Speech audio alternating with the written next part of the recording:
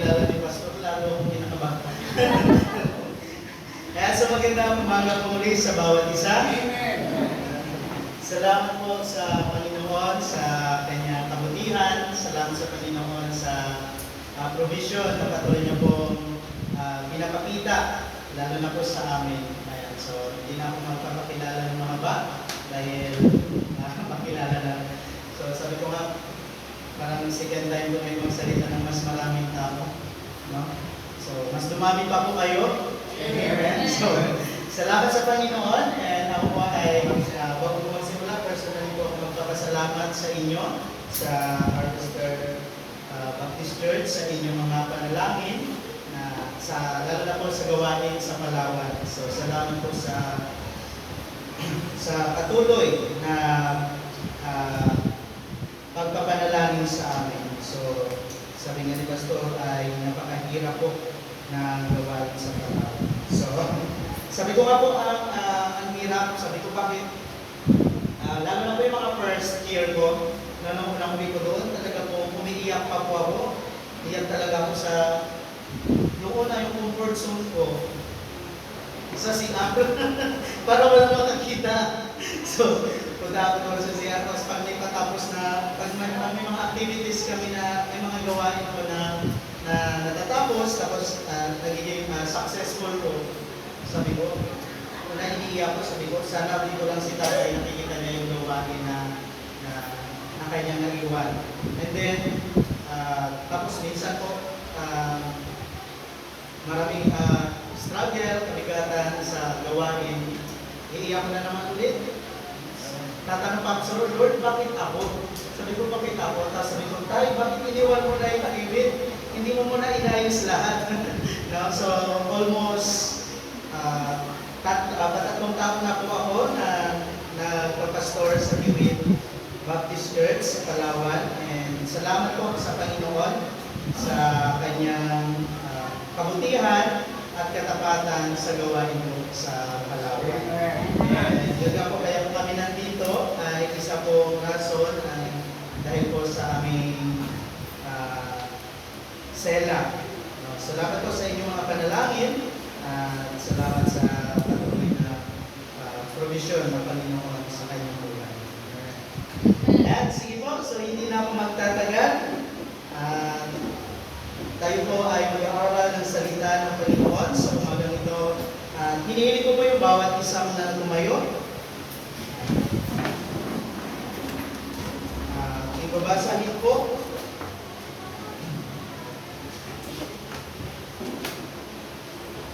Ayan, basahin po natin ang salit-salitan sa aklat ng mga awit or sa Psalms chapter 1 verse 1 to 6.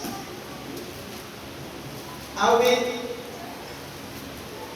chapter 1 verse 1 to 6. Ako po yung mauuna sa verse 1, kayo sa verse 2, ako sa verse 3 hanggang matapos po natin ang verse 6. Psalms chapter 1 verse 1 to 6.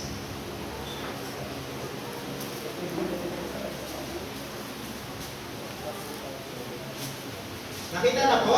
Ayan, kung nakita na po ay ating basahin at ako po ang mauuna sa verse 1. Sabi mo dito, mapalad ang tao na hindi lumalakad sa payo ng masama, ni tumatayo man sa daan ng mga makasalanan, ni nauupo man sa upuan ng mga manglilibak. Verse 2. Hindi ang kanyang kasayahan ay nasa pag-usan ng Panginoon, at sa pag-usan niya nagpupulay-pulay siya araw at gabi.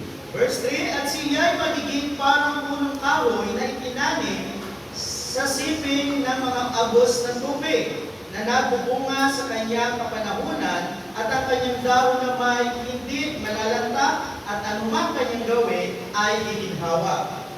Ang masama ay hindi gayon, kundi parang ipahan.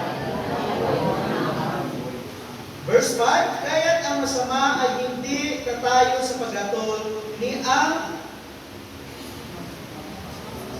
ang mga makasalanan man sa kapisan ng mga matuwid. Sabay-sabay po tayo sa verse 6. Ready, basa? Sapagkat nalalaman ng Panginoon ang lahat ng mga matuwid, ngunit ang lahat ng masama ay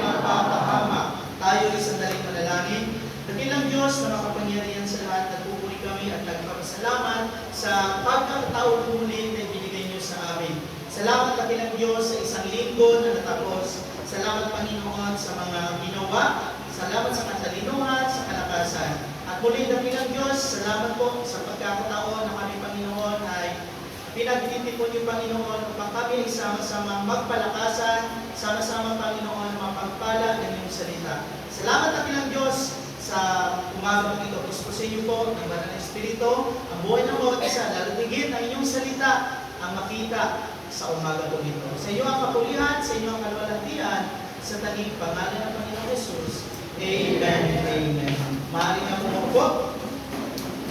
Yeah, so, kanina sa pag-akyat ko po, sabi ko sana, huwag kayong magugulan, baka akala nyo, may Muslim na kayo. Sabi ng misis ko, sabi niya, tanggalin mo. Sabi niya, tanggalin mo. Sabi ko sa kanya, huwag na muna, kasi taon-taon ko na lang tinatanggal. Sabi ko, ayaw na nga dito tumubo, dito na lang, pagbigyan na natin. So, sige na. So, ngayong taon lang ako hindi nagtagal ng balbas at hindi nagpakalbo. No? So, salamat sa Panginoon no, sa pagkakataon na binigay niya. So, salamat sa bawat isa sa umaga nito, lalo higit paglapit natin sa Panginoon ay unang-una po ay mapaalalahanan at mapalakas ng kanyang salita. Sa umaga po ito ay dalawang puntos na po yung ating pag-aaralan. So, yun po ang ating verse, Psalms verse 1 to 6. At alam po ito ay familiar na verse na po sa bawat isa. No, so, sabi ko nga, yung mundo natin, pasama ng pasama. Amen? Yung mundo natin, palala ng palala. Di ba po? So, yun na lang ito pong inuulit sa mga members sa kiwit. Sabi ko, alam niyo po, yung ating mundo, hindi na po ito gagaling. Hindi na po ito babalik sa normal. Tayo ay, yung mundo natin na nakikita natin, kung nakikita po natin na pasama ng pasama, habang tumatagal po, mas lalala pa po ito. So, ito po yung isang bagay sa mga mananampalataya na kumusta yung pagiging Kristiyano natin? Kumusta yung pamumuhay natin bilang isang tao? At higit sa lahat, kumusta yung buhay natin bilang mayroong Diyos sa ating buhay? So, actually po, sa amin sa Palawan, isang burden po na sa paglilingkod sa Panginoon ay karamihan po ng member namin is puro namin kamag-anak. No, puro talaga kasi may ahalo lang siguro isang family, dalawa. Pero lahat ay may connection. Pero sabi ko nga, parang ang hirap naman. Parang sabi ko, lalo na po sa akin, lalo na sa family. Sabi ko, ang tagal na namin sa church, sabay-sabay na kami lumaki. No? Lumaki ng literal na paglaki. Pero kumusta po kaya yung paglaki spiritual? Diba po, nakakatakot yung ganong usapan, lalo na yung paglago ng mga mananampalataya. Na tayo ay matagal na sa gawain ng Panginoon. Dahil ko mga pong tinatanong, ilang taon ka na sa gawain ng Panginoon? Gaano ka na katagal naglilingkod sa Panginoon? Napapamuhay ba natin ang pamumuhay ng isang tunay na Kristiyano? Diba po? Yan lagi natin sinasabi, madaling magpaka-Kristiyano, mahirap maging Kristiyano. Diba po? So sa pagtakbo natin bilang mga mananampalataya, ang ating buhay ay nandun na po tayo sa point na kailangan na babantayan natin yung ating sarili. Diba po? Sabi nga po, yung mga tunay na Kristiyano, sila ay salamin. No? Salamin ng mga hindi Kristiyano. No? Pag sinabi nung ikaw ay Kristiyano, yung mata ng mga hindi mananampalataya, sa iyo nakatingin. Amen? Amen? Bakit? Kasi tayo, ayaw natin na kasalanan. Pag nagkikwento natin, ayaw ng Panginoon ng kasalanan, ang mga Kristiyano lumalayo sa kasalanan. Kapag tayo ay nakipag-usap lang na sa hindi mga mananampalataya, bantayan mo yung hindi mananampalataya na kausap mo, binabantayan ka na din yan. Kristiyano lang ito, bakit pareho lang naman kami? No? So sa umaga po ito ay tayo po ay dito lang sa Psalms sa 6 na verses po na mga awit. No, yung ating title sa umaga po nito ay dalawang bagay lang po na ngayon sa buhay Kristiyano. No? Ang taong mayroong Kristo at ang taong walang Kristo. No? The godly and the godless person. So, dito yung comparison ng dalawang tao na nabubuhay dito sa mundo. No? Sabi nga po, sa mundo dito, dalawa lang yung kalagayan ng tao. Mananampalataya at hindi mananampalataya. Ayan. So, sabi ko nga po, yung mundo natin ay palalang-palala. No? So, sa palalang-palala na ito, kumusta yung ating pamumuhay Kristiyano? No? Tignan po natin ito yung pagkakatulad at yung pagkakaiba ng tao na namumuhay sa mundo dito. Ang hirap sa atin, ang hirap mabuhay bilang isang mananampalataya. Amen? Amen. So sabi nga, yung buhay natin, yung mga, lagi kong in-example sa mga kabataan, yung sasabihin natin, life start at 30s. No? Life start at pag nakagraduate ka na. Ang buhay ay nagsisimula kapag may trabaho ka na. Pero po sa mga mananampalataya, ang buhay ay nagsisimula kapag ikaw ay nakakilala na sa Panginoon. Sa pagkakilala natin sa Panginoon, yun po sinasabi natin, no turning back. Nakakalungkot yung nandun ka na sa point na alam na natin yung tama, alam na natin yung nais ng Panginoon kalooban, pero lumalayo tayo. Di ba po? Kaya nga po yung buhay ng mga tao na mayroong Kristo sa buhay, yung buhay ng mga tao sa mundo nito, nagsisimula po ito noong panahon na nakilala mo yung Panginoong Kristo. Nag-start yung buhay ng isang Kristiyano noong panahon na ikaw ay nagkaroon ng kaligtasan. Di ba po? So doon na po mag-start yung buhay mo na babantayan mo na yung sarili mo, yung lakarin mo sa buhay, anong pipiliin mo. No? So sa mundo ito, ang daming natin pipiliin na gusto na nais natin sa buhay. Lalo na sa mga kabataan natin, sabi ko, paano pipiliin mo sa lakarin mo sa buhay ngayon? Sa mundo ito, ang daming in-offer, sa mundo ito, ang daming magagandang offer, lalo na sa mga generation ngayon. Ito ang hirap maging Kristiyano. Pero bilang isang Kristiyano ay napakasarap sa pakiramdam. Bilang isang Kristiyano, doon tayo nagkaroon ng peace, doon tayo nagkaroon ng joy, na yun yung bagay na hindi natin kayang sukatin na nangyari sa ating buhay. So, number 1 po na points ay the godly person.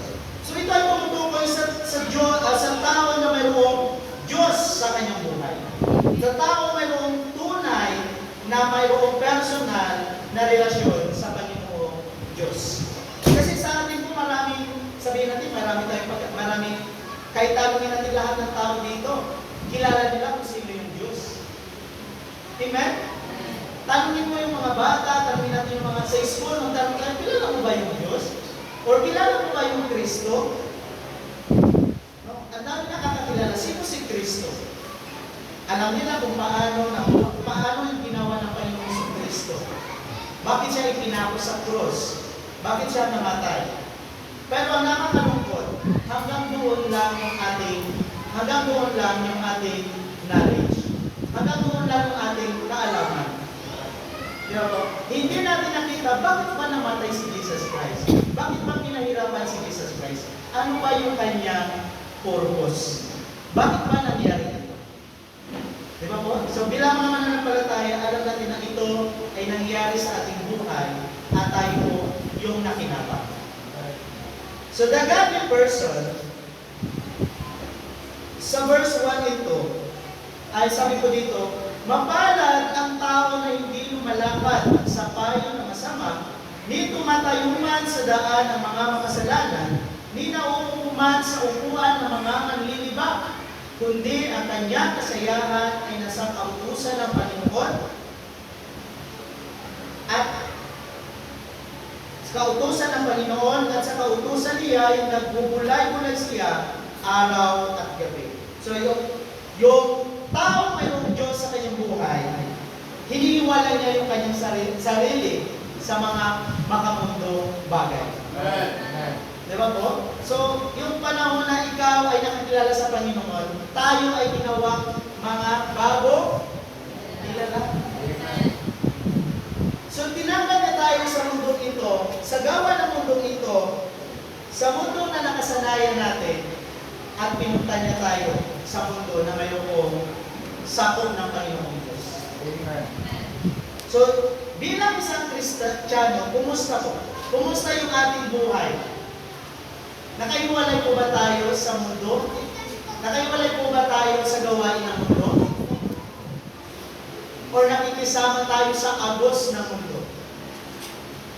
So, ang tao mayroong tunay ng Diyos sa kanyang buhay, hinihiwala yung kanyang sarili sa mga mundong gawain. Hinihiwala yung kanyang sarili sa mga mundong pamumuhay. Sabi ko sa verse 1, mapalad ang tao na hindi lumalakad sa payo ng masama. Na yung buhay natin, nilalayo natin sa mga bagay o sa gawain na hindi para sa Panginoon. Seek not the counsel of the ungodly. No? Hindi hinahanap yung gawa, yung payo ng makamundong ito. Diba? Kasi dalawa lang po yung ating buhay dito eh. Yung Kristiyano, dalawa lang po yung kalagayan ng tao. Mananampalataya at hindi mananampalataya. So kung hindi na kayo wala yung ating buhay sa gawain ng mundo, no? sa takbuhin ng mundo ito, so ibig sabihin, wala tayo dito sa kalooban ng Panginoon. Sabi nga po, iba yung para sa Panginoon at iba yung para sa mundo. Stand not in the way of the sinner. Hindi tayo tumatayo, hindi tayo namumuna, no?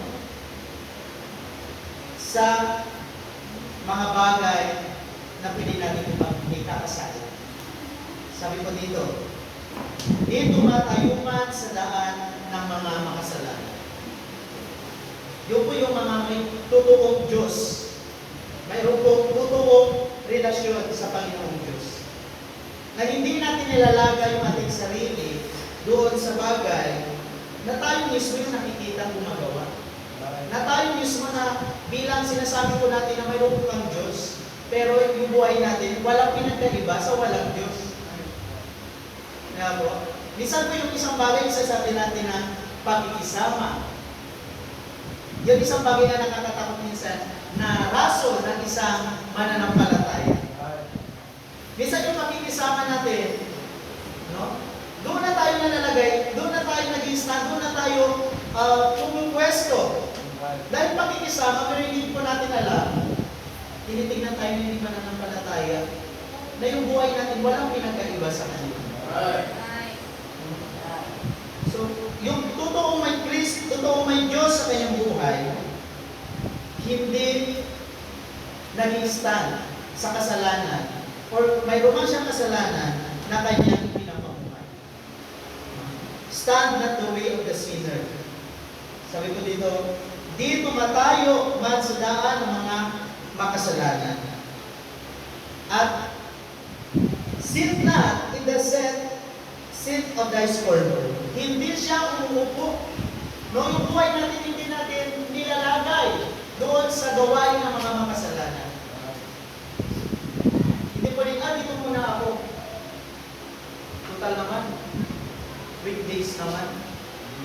weekend na ako pupunta dito sa malapit na kasi yung weekend. Kasama mo na ako dito, gusto pa pa dito yung Marites.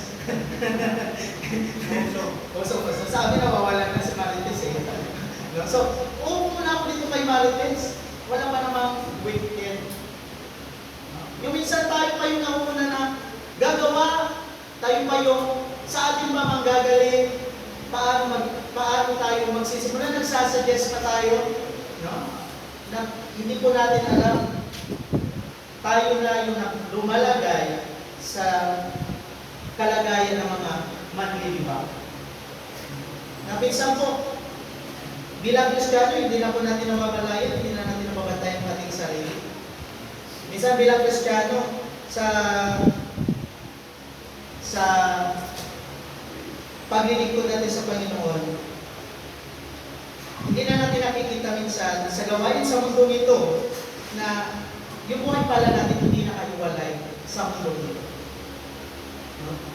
So, since not, kaya nga po, ito po yung isang bagay na lagi ko rin nire-remind, lalo na sa mga young people, sa mga kabataan. Sabi ko, paano mo pinapamuhay ang iyong buhay bilang isang Kristiyano? Sa school ka, paano nakikita yung buhay mo na naiiba sa kanya? Sa trabaho ka, paano nakikita yung buhay mo na naiiba sa mga katrabaho mo? Kaya mo bang tanggapin na grabe naman ito, Killjoy naman ito? Ang KJ naman ito, hindi marunong makisama? Na kaya mo umiwas kasi sa mga bagay na alam mo, mapupunta tayo sa pagkakasala. O tayo mismo yung dahilan para magkasala yung ibang mga tao. So, ang hirap po na tayo yung makita, na tayo yung tumatayo at tayo yung nakaupo sa bagay na pwede tayo magkasala. Kaya, yung mga tao may Diyos sa kanilang buhay, hinihiwalay natin, hinihiwalay yung sarili sa makamulo. At isang bagay po sa atin, na ikaw na isang Kristiyano, hindi mo kayang lukuhin yung sarili mo. Bakit? Pag sinabi mo may Diyos ka sa iyong buhay, anong klaseng Diyos mayroon ka? Yung Diyos ba na mayroon ka,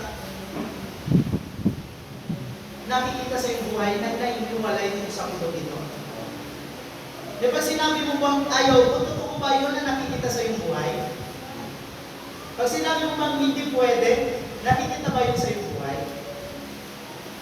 Or sinasabi pa pitix-pitix lang? Sabi ko, kayo lang yan.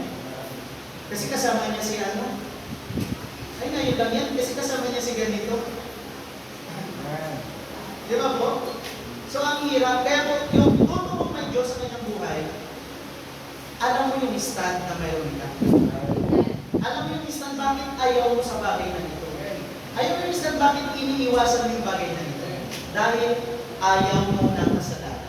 Dahil yung Diyos na mayroon ka sa iyong buhay. So, a godly person, he separated himself from the world.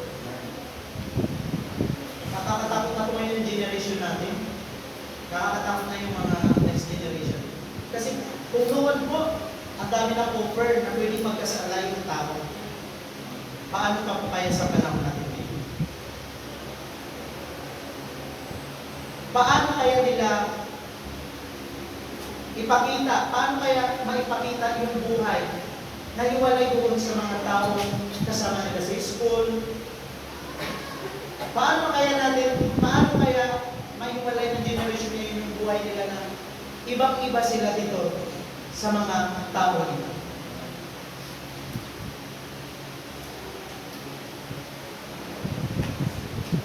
He separated himself from the world. And a godly person, he seek for himself guidance from the Word. Yung totoong may Diyos sa kanyang buhay, siya ay hinahanap niya yung pagnumbay sa salita ng Panginoon. Kaya nga po, yung mga tunay na Kristiyano, yung mga mananampalataya, mayroong tunay na relasyon sa Panginoon. Kahit saan kadalihin ng Panginoon, kahit saan lugar kadalihin ng Panginoon, nagsisik ka ng kanyang salita. Naghahanap ka ng kanyang salita. Humahanap tayo ng guidance mula sa Panginoon. Diba mo? So, he seek for of guidance from the world. Yung buhay natin ay tinitignan natin kung nag-aayon pa ba sa kalooban ng Panginoon. Yung buhay natin hindi pa ba nakasiperate sa nais ng Panginoon. Nandito pa ba ako sa nais ng Panginoon? Sabi niya po sa verse 2, kundi ang kanyang kasayahan ay nasa kautusan ng Panginoon. So, kumusta mga Kristiyano? Masaya ba kayo sa paglilingkod sa Panginoon? Masaya ba kayo na sa kautusan ng Panginoon? Masaya ba tayo sa kalooban ng Panginoon? Sabi po, dito, he delight. So, delight in the law of the Lord. Masaya man siyang kasiyahan doon sa salita ng Panginoon. Pero kung hindi po tayo, kung wala po tayong tunay na relasyon sa Panginoon, ito yung bagay na ito ay sakal na tayo. Kasi ang hirap po, di ba? Ang hirap ng law ng salita ng Panginoon. Ang hirap ng kautusan ng salita ng Panginoon. Kaya nga sabi na magpapakristyano, ang hirap na eh. Ipamuhay mo ang pagiging Kristiyano, ang hirap ng gawin eh. Pero dahil yun po yung nais ng Panginoon, sabi nga po, yung mga tunay na mananampalataya, mayroong kasiyahan sa kautusan ng Panginoon. Hindi po yung salita ng Panginoon na masakit, yung salita ng Panginoon na medyo nakakakurot na, ayaw na natin tanggapin. Payo, ang hirap maging Kristiyano. Hindi ko kaya gawin sa aking buhay. Pero yung mga tunay na mananampalataya, masakit man ito, maghirap man ito, kung tinitignan natin na ito yung kalooban ng Panginoon para sa iyong buhay, magagawa at magagawa. Sa biyaya ng Panginoon. The light of the world, and sabi nga po, ang mananampalataya ay, sabi sa verse 2, pinagugulay-gulayan, no? So, at sa kanyang utusan niya ay nagbubulay-bulay siya araw at gabi. Kaya mo mag-aral ng salita ng Panginoon. Kaya mo tignan kung ano pa ito yung kalooban ng Panginoon. Ano ba yung nais ng Panginoon? No? Sa ating buhay pala po, ano ba yung nais ng Panginoon sa iyong buhay, sa ating buhay? Bakit ba ako nandito? Kaya mo tignan kung ano yung nais na ipamuhay mo ayon sa kalooban ng Panginoon. Na yung buhay natin, tinitignan natin kung ayon pa sa salita ng Panginoon. Yung buhay natin, tinitignan natin sa salita ng Panginoon kung nandoon pa tayo nakatuon. Kung nandoon pa tayo lumalakad sa kalooban ng Panginoon. Hindi yung minsan natitignan po natin yung buhay natin na nasa Panginoon pa ba ako? Nasa Diyos pa ba yung buhay ko? Hindi natin nalalaman kasi hindi rin po natin tinitignan yung kalooban ng Panginoon sa atin. We meditate yung salita ng Panginoon araw at gabi. Kayang pag-aralan, kayang tignan, nagmumuni-muni sa salita ng Panginoon. Literacy, sabi ko dito, yung anak ng Diyos o yung taong mayroong Diyos sa kanyang buhay, siya ay katulad daw ng isang puno. Katulad ng isang puno na nakatanim sa may umaagos na ilog. Anong klaseng puno kaya ito? Yung mga nakikita kong mga puno ay mga nakatanim sa tabi ng ilog, mga nara, no? Sa amin, nara, mangga, no? Daluyan daw ng tubig. No? Sabi ko dito sa verse 3, sabi niya po, at siya ay magiging parang punong kahoy na itinanim sa siping ng mga agos ng tubig na nagbubunga sa kanyang panahunan at ang kanyang dahon naman hindi malalanta at anumang kanyang gawin ay giginhawa. So yung isang mananampalataya mayroong Diyos sa kanyang buhay, kahit na po ilagay sa anong aspeto, sitwasyon ng buhay niya siya ilagay, siya ay mayroong katatagan. Yung picture daw po ng isang puno na nakatanim doon sa lugar na inaabusan ng tubig ay pagpapakita na mayroong katatagan. No? Yung ilog sa amin, dito wala papakita ng ilog na lumaragasay. Doon sa amin kasi talagang pagkukulan siya, tumataas. So kaya yung example niya po dito, yung picture daw po ng isang puno, sa isang mananampalataya, siya ay mayroong katatagan. Katatagan saan? No? Sa ating buhay, ang daming mga problema, ang daming mga pagsubok. Yung puno, pag lumakas yung tubig, mayroon daw po siyang katatagan. Matumba man siya, naka-stable pa rin siya sa lugar kung saan siya nakalagay.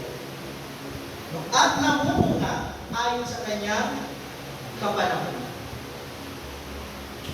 Sabi ko, mayroong kasapatan, mayroong magagawa, maaasahan, mayroong kaginhawaan at kapayapaan.